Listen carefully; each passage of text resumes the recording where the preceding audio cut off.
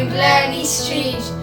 We miss our friends, drama with Miss Kavanagh, art with Miss Green, PE with Mr. Russell. OT with Mr. Casey. See you soon.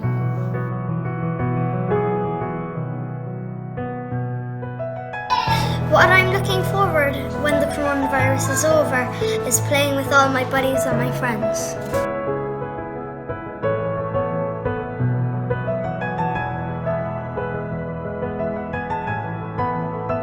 Okay, my dad is working at the ambulance, and I'm proud of him because he saved lots of lives and he's a good dad.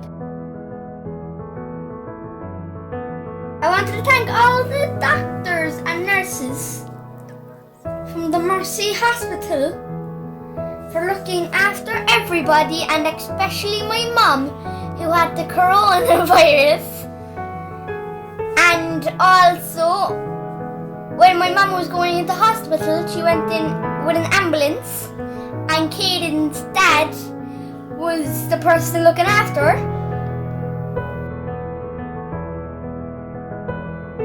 The community has been helping each other. Like my local shop has been always stocked and open, and all of my community have been taking part in the social distancing.